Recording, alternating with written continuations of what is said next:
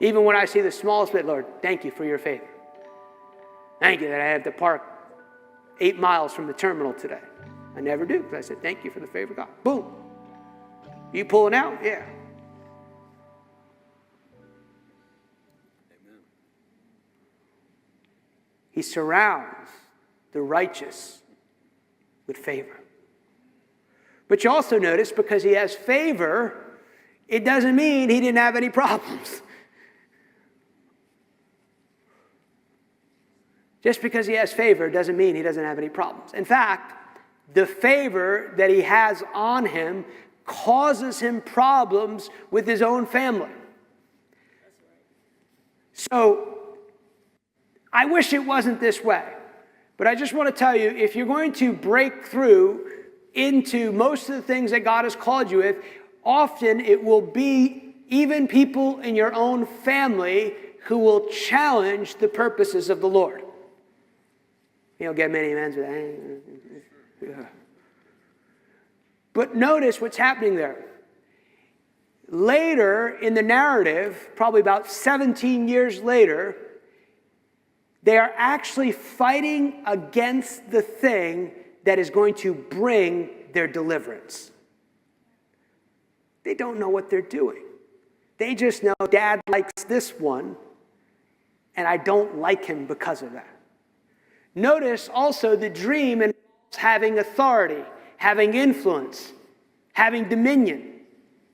So God's purpose for your life, and it doesn't mean you'll be famous and everyone will know your name, but has to do with having authority, having dominion. Matthew 28, all authority has been given to me and on earth. Now go and make disciples of all nations. So one of the primary things Jesus tells believers is you have authority and dominion. And as I have been sent, now you are sent to reshape the world according to the promises of God. Now notice something else. It's an awesome dream. God's dream for your life is extraordinary, beyond extraordinary. That's why they have tongues. Because English language does not touch what God intended for the brilliance of your life to be released through the earth. Notice something else too, similar to David. There is no way Joseph can fulfill this on his own. So God's purpose for your life will necessitate you trusting God. You also notice something else. He has a dream, and externally on the outside, nothing changes. It wasn't like, oh man, it's amazing, you got the word, It wasn't like somebody showed up like, all right. Circumstances did not change. But this is where it's really important. When God speaks, when you know God has spoken something to you, that it's clear, it's clear. Here's the other thing. You want to be fully convinced of what God said to you. Years ago, I'm going back this year. Help me, Lord. I was in South Africa. Supposed to go back, COVID year. So that got canceled. But I was in South Africa and I was running one morning, because you don't look like this, by just sitting at home. So I know you're wondering. This is 100% natural. So I've never used any performance-enhancing drugs or anything like that. So you can look like this. It's possible, But I'm running one morning, and they drive on the wrong side of the road in South Africa. They think it's the right side. So I'm running, and I think I'll see any traffic. And as I'm running, this big truck comes, this big dump truck. I mean, it's like big. It's like bigger than my little house. And I'm thinking, I wish I could have told you I thought something spiritual. I wish I could have said, Jesus. I didn't do any of that. I screamed like a girl. I was like, and it was like slow motion. And I was thinking, no, really, it was like a movie. And I was thinking, this is literally what I was thinking in the back of my brain. This is how stupid people die. No, really, Like, we make up so much weird stuff as we like, angel just needed to bring him home. Like, really weird stuff. Like, no, Abner went to heaven early because he was stupid. And it nicks my elbow. And the guy realizes there's this little man from New Jersey. He's thinking, he keeps going, and he thinks, how did this guy not die? And I get to the room I'm in, a little room like this bed and breakfast place. So that'll make you think about eternity. Thank God I'm not dead, I'm not trying to die anytime soon, So I'm sitting on my bed and the Lord starts speaking to me. He goes, if you would have died today, you would have been with me. He's funny. God's funny, And I go, yes. He goes, why do you believe that? And I thought to myself, as much as I kind of joke about my upbringing, one thing you heard just about every week was this. And we really wanted to go to heaven. We really wanted to be raptured. Don't take away certain people's rapture. I don't know what I think about it, but anyway, that's a different subject. But I know some of you like it. Anyway, but they would say, to be absent from the body, hey, is to be present with the Lord. Yeah, see, Barbara, you know that one. I heard that every week, so I've never been afraid of dying. I knew if I'm in Christ, if I hadn't sinned that day, definitely, if you're Pentecostal, everything was a sin. But just make sure you didn't sin that day, you're going to heaven.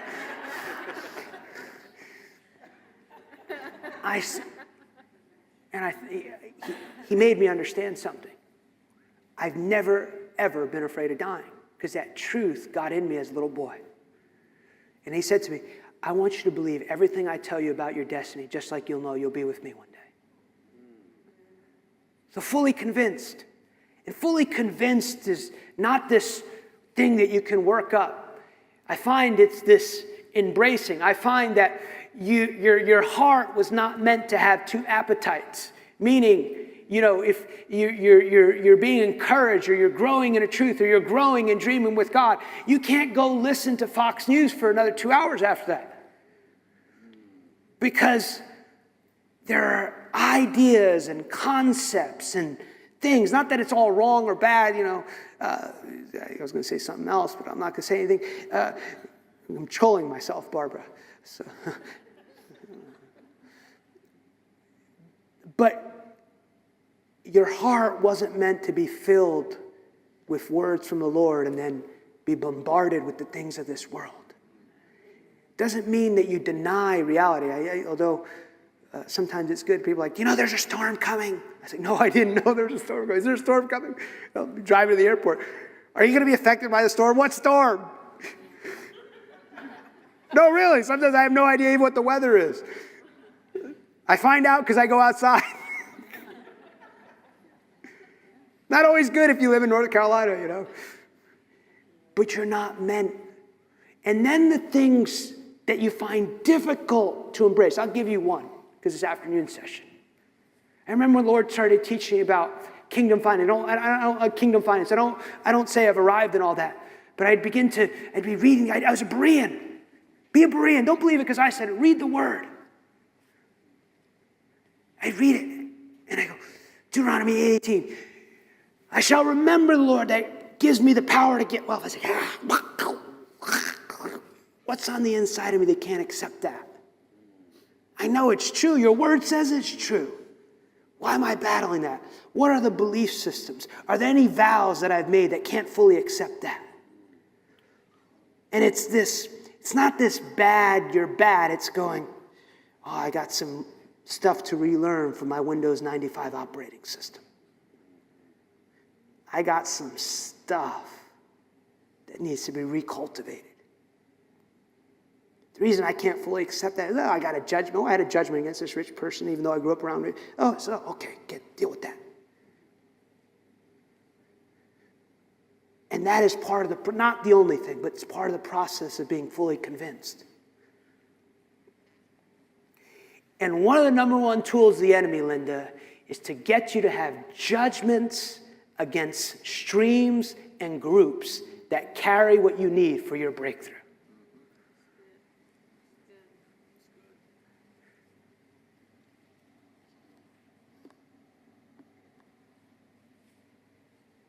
So you want to be fully convinced. And the other thing he's got to do is embrace this thing called process.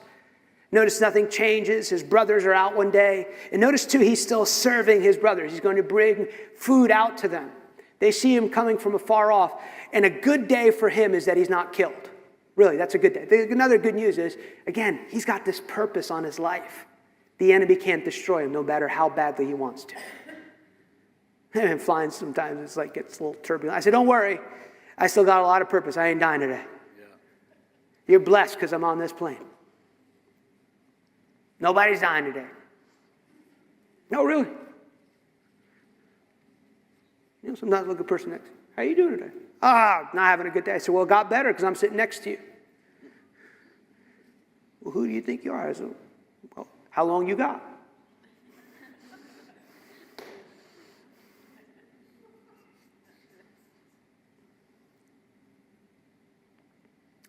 His brothers see him coming.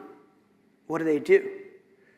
They take, first of all, they're going to kill him. They decide not to. The one brother stands up for him. And what do? It's a tool of the enemy. They take off the robe that identified his favor, and they put him in a pit. What does the enemy try and do in process? He will try and locate you by your current negative experience. Outwardly, he's trying, where's that favor? You favor of God. That's what you were doing Sunday. Ain't got no favor. You just got fired from that job you had for 5 years. He loves that stuff. Because the kingdom of God is like a seed. He wants to destroy that seed in your heart. Because a double-minded man can receive nothing from the Lord. Doesn't mean you don't have moments of doubt. No, I'm not talking about that. But he's trying to get you to abandon ship. And he's in a wilderness. And here's one thing I learned about God. He led Jesus into a wilderness.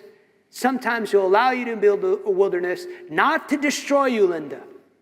Not to destroy you. He doesn't do that. He's not cruel and mean. He's not like some of those people that preach. He brings you to teach you how to be an inside-out person and how to learn how to thrive in any situation that you're in. It's not like he puts you in a difficult place and go, hope you can make it. But he introduces you to learning to trust God as your source of all things. He introduces you sometimes to put you in uncomfortable places so you realize it's not the situation that's making me uncomfortable. I'm already uncomfortable in my own skin. So now I got to figure out what's uncomfortable on the inside of me. Like, they make me so mad. No, you're mad all by yourself. They just trigger you to be more mad. I know. Exciting teaching. So, think about this. Let's look at Genesis 39. We'll land the plane shortly. 39. I want to read it NIV, please. If you got it. I like the NIV because of the way it puts it there. NIV's got some interesting stuff, but that's a different discussion. When Joseph was taken to Egypt by the Ishmaelite traders, he was purchased by Potiphar, an Egyptian. Potiphar was a captain of the guard of the Pharaoh and the king of Egypt. Now, I'll pause here. The enemy will consistently, in difficulty, try and make you a victim or embrace victim mentality. If there was anyone that could have embraced victimhood, it could have been Joseph. And this is important because our culture celebrates victimhood. So you think about it's literally insane thinking. You have an actor who a number of years ago, top less than 1% of wage earners in the world. That's an interesting story that he came up with. He was in Chicago at 2 o'clock in the morning and got beat up. Think about that story. Not necessarily the story, but think about what's he doing. He's trying to leverage victimhood. That's some crazy stuff.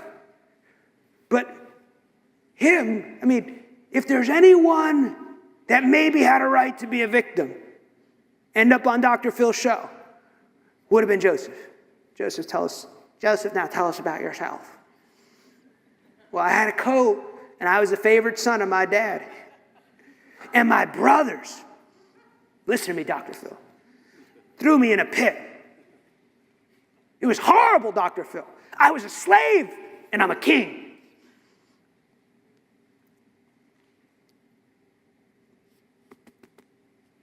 Remember, the governing of your heart is the most important thing in your life. The Lord was with Joseph, so he succeeded in everything he did as he served. Now notice also this. He served in the home of the Egyptian master of his Egyptian. Potiphar noticed and realized that the Lord was with Joseph, giving him success in everything he did. Well, actually, this is NIV. No wonder I was like, this looks different. Verse 2, NIV. The Lord was with Joseph so that he prospered. How do you prosper, Linda, if another man owns you?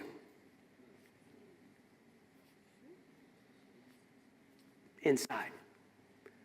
True prosperity begins as an inside deal. Because what's on the inside will eventually come up on the outside. Circumstances do not dictate to you your prosperity if you're a believer. And I want you to notice something else I read in the NLT. Potiphar notices this is not a Holy Ghost man. This man has not been to prophetic training. He's been through no deliverance. Joking. He's never had a shofar blown over his life. He's got no prophecies on his iPhone. He's got no discernment except in the world system. Yet he can see something upon a young man that goes, I need his help. Yeah.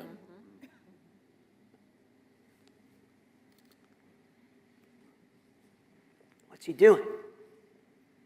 Stewardship. I will serve a man that owns me, and I will do my best. What's it also show you? The fear of the Lord. I might be doing it for him, but I'm going to do it for God, because God's watching me. And even if I had never, ever fulfilled that dream, God's watching my life. That's the most important thing. God's watching your life.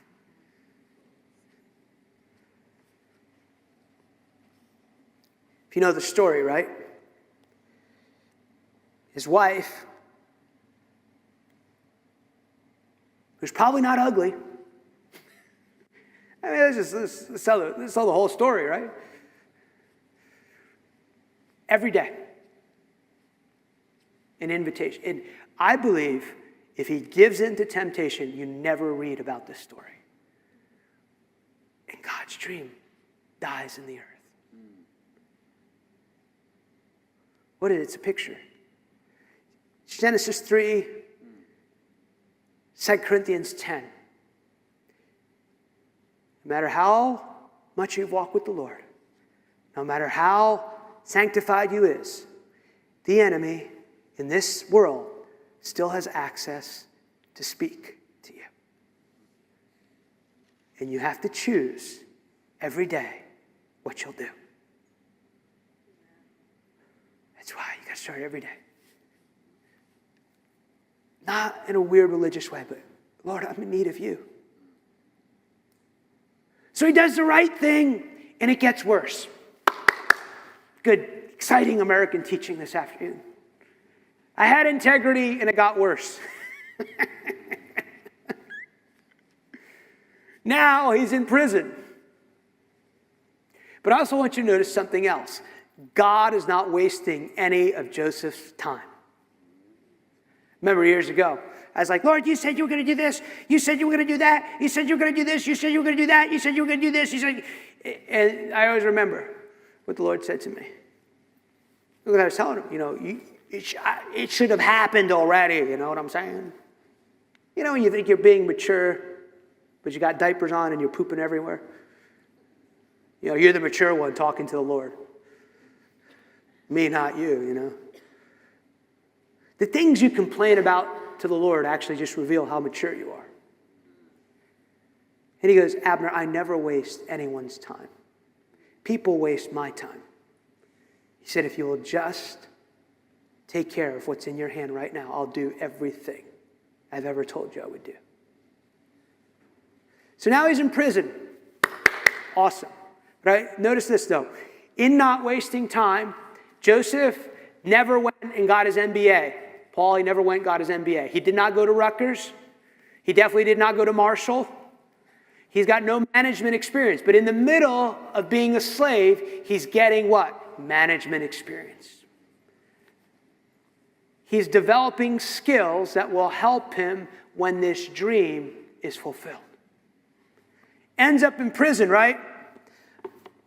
Butler, baker. That's the funny stuff to me. These guys end up in prison because Pharaoh sends them down. And he goes, why are you sad? Which probably means Joseph was not feeling bad for himself. And this is not a nice prison. This is nasty stuff. This is difficult stuff. What does he do? He interprets their dream. One of them can't testify. If you know the story, he dies. Not happy that he died, but he just can't tell anyone. Hey, Joseph, you got your prophetic word, right? Good ministry. But the cupbearer, right? You know what I've learned in process? I think Joseph learned it. Because what does he tell? What does he tell? You tell the cupbearer. He goes, gives him the interpretation. He goes, remember me. Can you call the Innocence Project, please? Because I'm here. I don't need to be in here. And what you learn when you walk with the Lord in process, you are not the master of your own destiny. You're the co-laborer. And you also know this. This is what I say over my life all the time. I'm always in the right place at the right time in the right season. Even if the Innocence Project got on this one, and they go, oh, Pharaoh, oh, tell me your story. Oh, you're right. Okay, I'm going to let you go. Pharaoh had no use for him in that time. But Pharaoh now is troubled. He's got issues. He has something. And this is something very, very important, Linda, that you must remember. That your life purpose and having governing authority, having dominion in your earth, has everything to do with answering questions and things that trouble the world.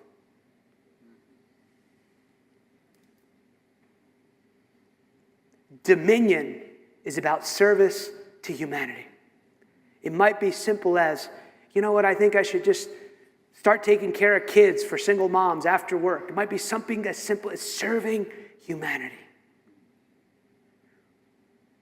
So Pharaoh has his dreams, and you know the story. You go, oh, there's this guy down there in prison, and he's really accurate. So they shave him. He comes before Pharaoh, if you know the story. Also, any good commentator or scholar will tell you, him being shaved and all this stuff would be very offensive to a Hebrew back then. And I also noticed when he stands before Pharaoh, he doesn't say anything. He doesn't say, listen, you need to lower taxes. The people are really oppressed. I'm a little offended that you made me come this way. You know, it's very offensive to me and my God. He only does the assignment that God called him to do in that moment. That's a good lesson. You know, you can say something that's true, but it be wrong timing. Genesis 41, verse 6.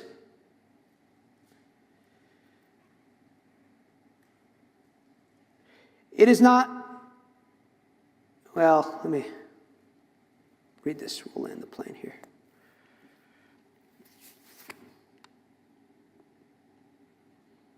Verse 15, we'll start there. Pharaoh said, by courage, you read this story. So Pharaoh sent for Joseph. He was quickly brought from the dungeon. When he had shaved and changed his clothes, he came before Pharaoh, reading out of the NIV. Pharaoh said to Joseph, I had a dream. Notice this. No one can interpret it. But I have heard it was said of you that when you hear a dream, you can interpret it. But I have heard it was said of you, when you hear a dream, you can interpret it. Verse 16. I cannot do it, Joseph replied. But God will give Pharaoh the answer he desires. God will give Pharaoh the answer he desires. Now, Paul, this is good. This is good stuff, Paul. He tells him, only God interprets dreams. Only God interprets dreams. Only God interprets dreams. Only God interprets dreams. Then he hears his dream and he interprets his dream. Only God interprets his dream. Only God interprets dreams. What's he do? He becomes the voice of God to a pagan man. It's a New Testament picture. Again, Pharaoh is not this guy who's fasted and prayed, crying out to Jesus, give me an answer.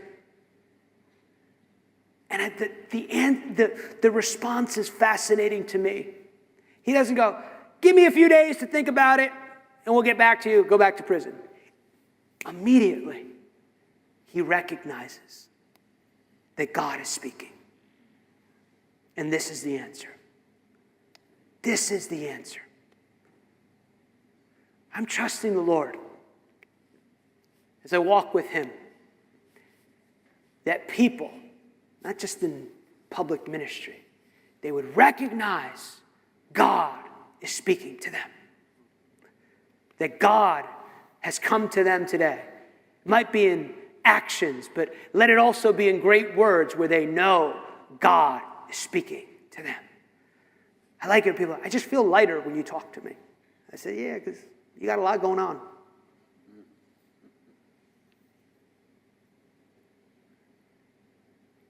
And you'll notice too, he does not come into the fulfillment of his purpose unless it's in service to a pagan world. True dominion and authority and purpose is always in service in some way to the world. And he becomes the answer. He answers God's covenant promise to his people in that time. This is our portion. This is our inheritance. This is the way we're supposed to live. We're supposed to have life purpose. And notice his whole life purpose was based on one word. One dream defined his life purpose. You don't necessarily need, I'm happy for the 80 words you have or the 100 words. I'm not opposed to that. But maybe it's just the one word that you need to fulfill that'll change your generation.